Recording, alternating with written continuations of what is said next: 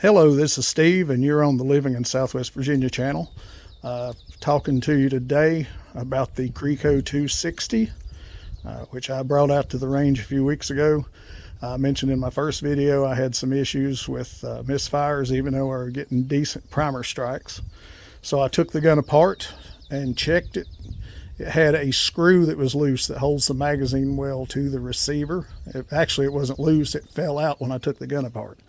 So I put that back in. I did a thorough cleaning and light lubrication of the bolt and recoil spring and put it back together.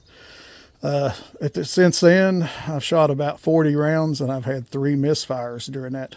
So I'm going to have to revisit this issue, even though it's a lot better than it was. Originally, I was getting misfires on probably 3 to 4 out of 8 rounds. But as you can see, we're at the range. I'm shooting at 50 yards. There's our 50-yard target. Rifle's shooting pretty good. Getting groups at 50 yards, anywhere from a 1 1/4 to 1 1/2 inch group, which is nothing amazing.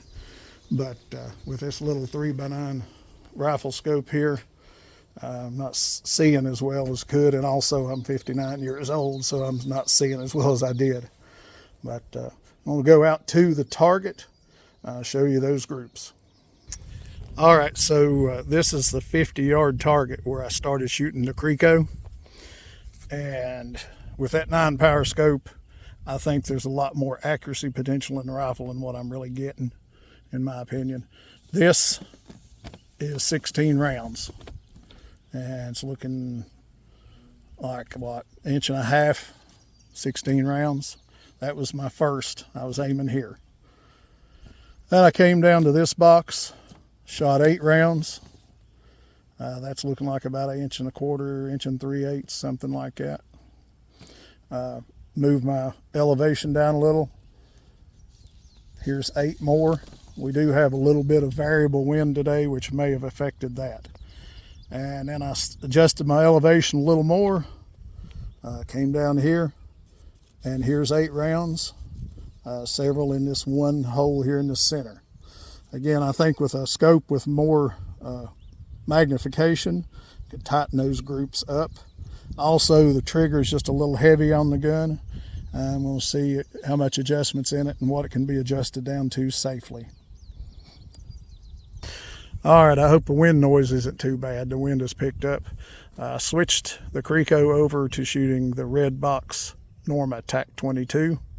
And here's first 8 shots right here. That's fouling in the barrel. Came over, and there's the next 8 shots. Let's zoom in on that a little bit. That's a pretty nice group, especially for a 9-power scope. Well, then the wind started blowing at the back of our neck toward the target. Variable, off and on. And this is the next 8. I threw that one high. But there's that group. The next one, I think the wind was part of it, and I was shooting too fast and wasn't watching my fundamentals. So that's opened up quite a bit. And then here's the next 8. These 2, I believe, were the wind. That was my first shot. I think I pulled it. And then the other 5 in one circle there, or one little ragged group. All right, so we're back from the range with the Krico 260 semi-auto. And it done fairly well out there. Did make some improvements on the reliability from breaking down and cleaning and lubing that bolt, but still have a little bit of work to do on that. I did try 2 different ammos through it. Tried the Ely Contact, which was the first ammo that we shot. Then tried the Norma TAC 22 red box. And both of those done pretty well as far as accuracy, but I did have a few misfires.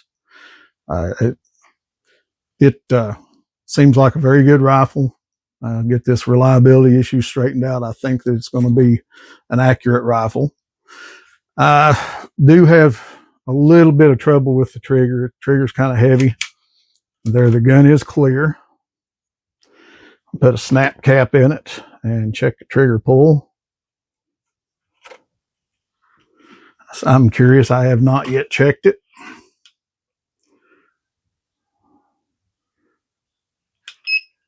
And this is my Wyman trigger gauge.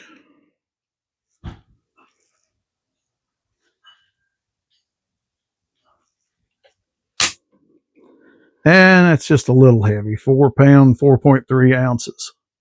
I'm just going to pull it that one time. But I do like the rifle.